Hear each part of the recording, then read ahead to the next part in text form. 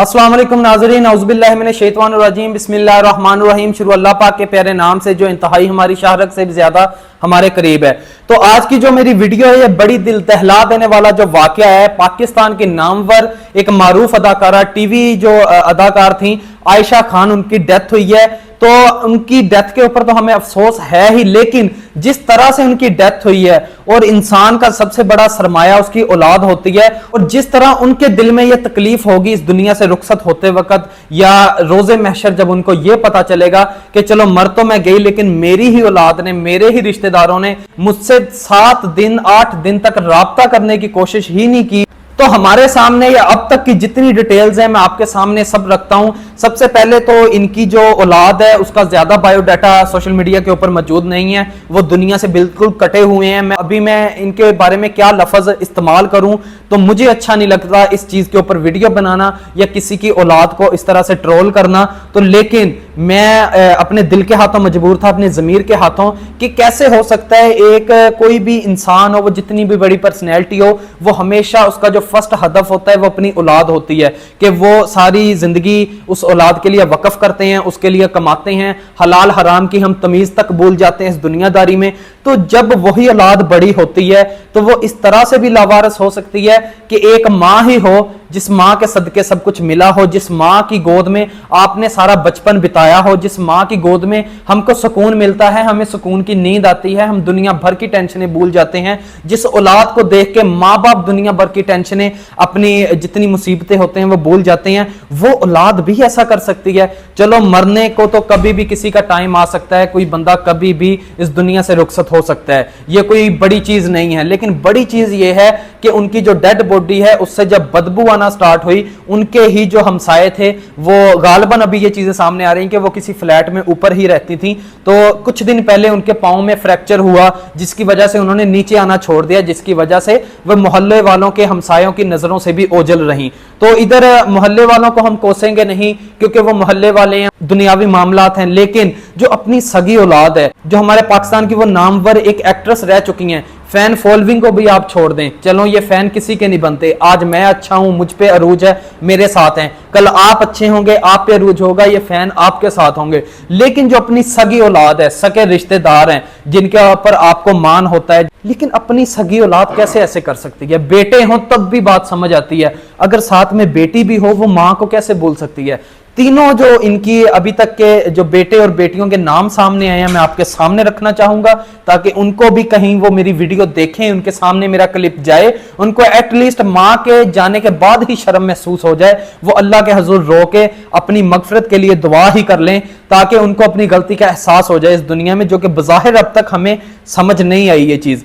उनके एक बेटे का नाम अहमद, एक का नाम अहमर और एक बेटी का नाम आलिया सामने आया है। आलिया जो इनकी बेटी है वो लंदन में रहती है, जो कि जनाजे में भी नहीं आई, और जो एक बेटा अहमद है वो मलेशिया में होता है। और अभी अहमद है कि अहमर है वो मलेशिया में रहता है, तो मैं इसकी गलत तस्दीक नहीं करूंगा आपके सामने। लेकिन एक बेटा जो उनका अभी तदफीन पे आया था, और इनकी जो तदफीन हुई है वो भी यानी कि किसी जिस तरह होती है कोई सेलिब्रिटी की डेथ होती है तो बहुत सारे लोग जनाजे में जाते हैं, शोबिस हमें जो सेलिब्रिटीज होती हैं वो नजर आती हैं, लेकिन इनके जनाजे में कोई भी नहीं गया। ऐसे था जैसे रातों रात इनको चुपके से दफना दिया हो करीबी कब्रिस्तान में।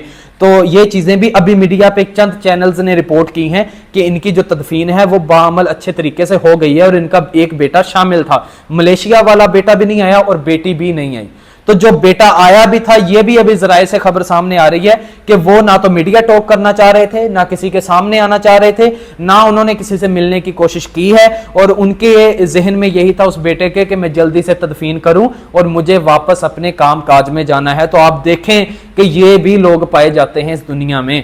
तो एटलीस्ट दुश्मन जो है ना वो भी यानी कि उसका भी दिल दहल जाएगा ये खबर सुन के। लेकिन जो अपनी औलाद थी, मुझे नहीं लगता उस तरह से उसको दुख हुआ है जितना पाकिस्तान के लोगों को हो रहा है, जितना बाकी टीवी एक्ट्रेसेस को हो रहा है। और बहुत सारे लोगों ने, मिशी खान हो गई, इकरारुल हसन की जो अहलियां है फरा इकरार, उन्होंने भी अच्छा तजज़िया दिया है। लेकिन जो फरा इकरार थी, मैंने उनकी बात सुनी है, वो ठीक बोल रही है कि ऐसे था जैसे आखिरी दिनों में इनका दिल ही दुनिया से उठ गया हो, क्योंकि इससे पहले ये चीजें भी सोशल मीडिया के ऊपर अभी सामने शुरू आना हुई हैं। तो मजीद अभी कुछ अपडेट्स सामने आ रही हैं कि जो इनके लोग करीब थे ज्यादा, या जो इनके फ्रेंड सर्कल में लोग थे जो ड्रामा इंडस्ट्री में इनके रह चुके होंगे, वो ये चीजें रिपोर्ट कर रहे हैं कि ये अभी कुछ देर पहले ऐसी भी बातें कर रही थी जो मतलब जिनसे इंसान के आंसू ना रुकें, मतलब अपने बुढ़ापे के कुछ गिले शिकवे, अपनी औलाद के बारे में कोई गिले शिकवे या अपनी फैमिली के बिहेव के बारे में कोई गिले शिकवे। तो मैं ये कहना चाहता हूं कि इसके बाद जब पांव फ्रैक्चर हो गया तो इतनी भी क्या इस दुनिया में हमारे जो काम काज हैं वो खत्म नहीं हो रहे कि हम अपनी मां को ही कॉल ना करें,